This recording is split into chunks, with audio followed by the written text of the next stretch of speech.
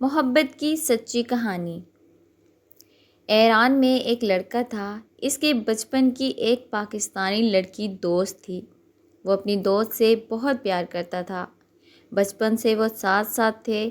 عمر کا ایک بڑا حصہ ایک ساتھ گزار چکے تھے اور دونوں کو ایک دوسرے سے بے پناہ محبت بھی تھی۔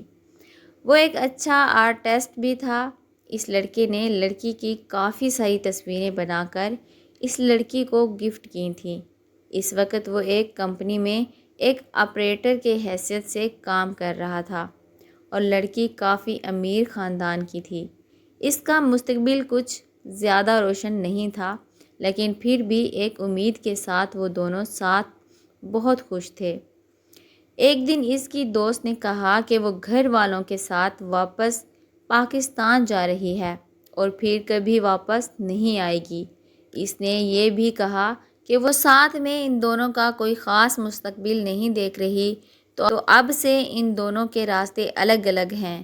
یہ خبر اس پر قہر بن کر ٹوٹی۔ اس لڑکے کا دل ٹوٹ گیا۔ ابھی وہ صدمے میں تھا اور سوچ رہا تھا کہ کیا کیا جائے۔ پھر اسے معلوم ہوا وہ اسے چھوڑ کر پاکستان جا چکے ہیں۔ لیکن جب وہ اپنے ہوش و حواس میں واپس آیا، کچھ عرصہ تو صدمے میں رہا۔ آخر اس نے خود کو سنبھالا۔ اس نے دن رات محنت شروع کر دی۔ پہلے اس نے پاکستان جانے کی ٹھانی، لیکن کچھ وجوہات کی وجہ سے نہ جا سکا۔ اس نے اپنا دماغ اور طاقت کچھ بننے میں لگا دی۔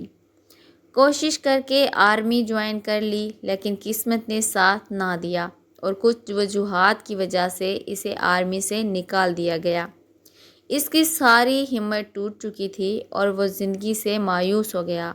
نا امید اور مایوسی میں کوکین جیسی لت کو منہ لگا لیا، لیکن خدا کو ابھی کچھ اور ہی منظور تھا۔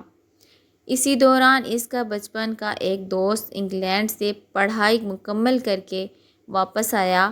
وہ تو جیسے رحمت کا فرشتہ بن کر آیا اور آخر کار اس نے اسے ڈھونڈ لیا۔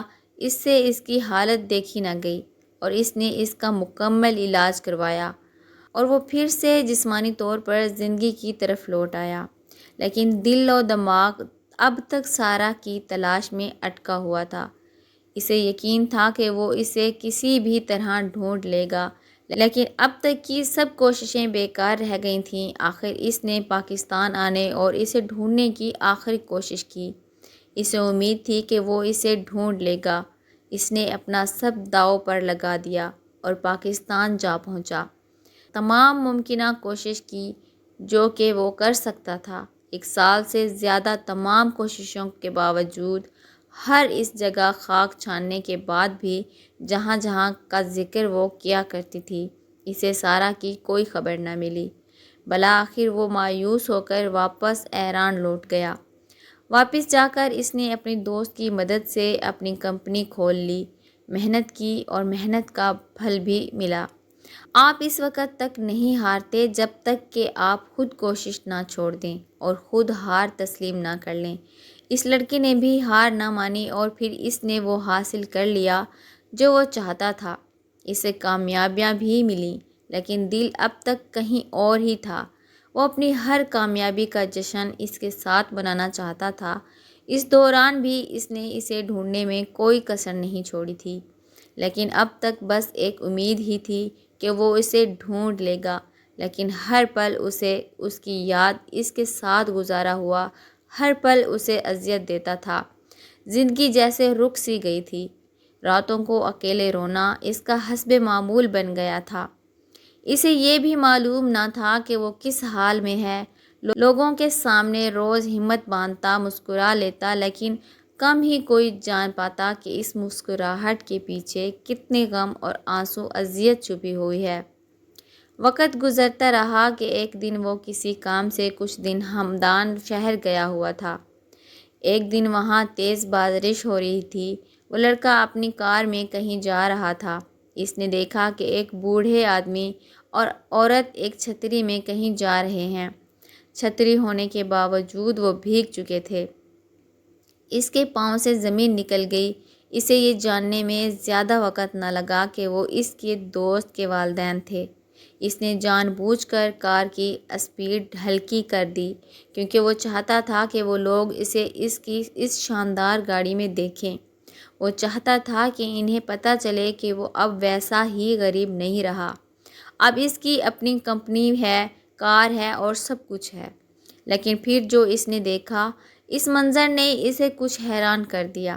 وہ لوگ ایک قبرستان کی طرف جا رہے تھے۔ وہ لڑکا اپنی گاڑی سے اترا اور ان کے پیچھے چل دیا۔